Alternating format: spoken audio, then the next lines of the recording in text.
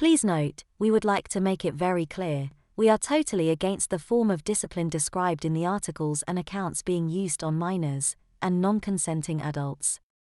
Although some of these accounts are fictional, and others may be an exaggerated reality, none of them are too far from the truth of what really happened back in those days. Did you slip secret padding before getting the cane? I can remember a couple of boys in my class saying that on the way to the headmaster's office they would visit the toilet to add a few sheets of toilet paper under their pants so the cane wouldn't cut in so deep. Has anyone here used padding or heard of others doing it? 2 folded handkerchiefs, one on each cheek, were tried by many but not sure how effective this was.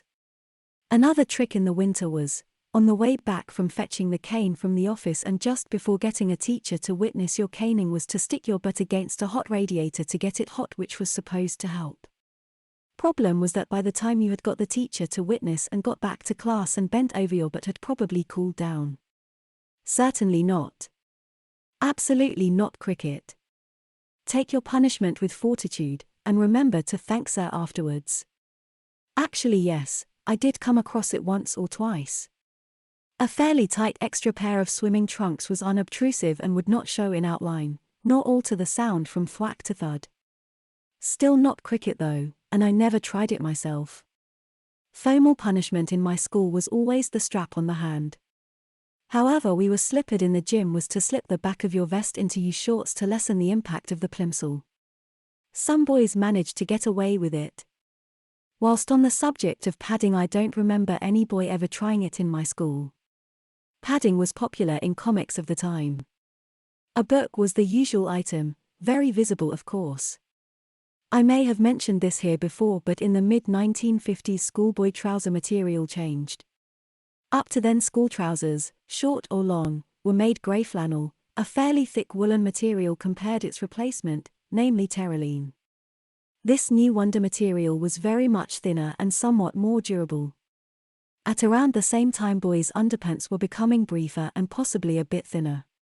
I also seem to remember that shirt tails were a fair longer than modern-day ones. Shirt tails nowadays have become very different in that they are now cut so as to allow them to be worn outside of trousers. The old-style shirt tails could come down over the buttocks, and with the older flannel trousers did offer more protection than was available to boys in the 60s and 70s. I seem to remember my first grammar school grey shorts were made of flannel, but subsequent ones and long trousers were terylene. I have no idea if any teachers were aware that boys' backsides were a bit less protected in the new thinner trousers. The change of material would have made no difference to most spankings at home, as most were spanked or slippered across underpants, pajamas, or the bare bottom. My school uniform was either white cotton or grey flannel shirts. The grey ones, I think, were a cheaper option and certainly were thicker than the white ones. I'm not sure shirts back then unbuttoned completely or went over your head. Back then trousers were worn belted around the waist, unlike nowadays trouser tops today, when many modern youngsters wear them more around the hips than the waist. Ties back then were always worn with the top shirt button fastened.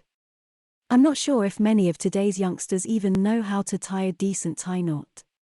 That said, the same goes for many adults too.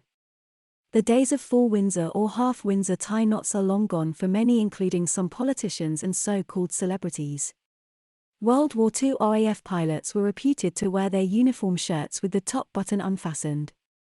I have heard that many schools have dispensed with normal ties, either completely or in favor of ready-tied clip-on ones. The rationale isn't that modern boys are too stupid to tie them, but that are a choking hazard, especially during fighting. When I was at school, we did have to have the top button done up when we were wearing a tie. In the summer, we sometimes were allowed not to wear one, in which case, we had to leave the top button open.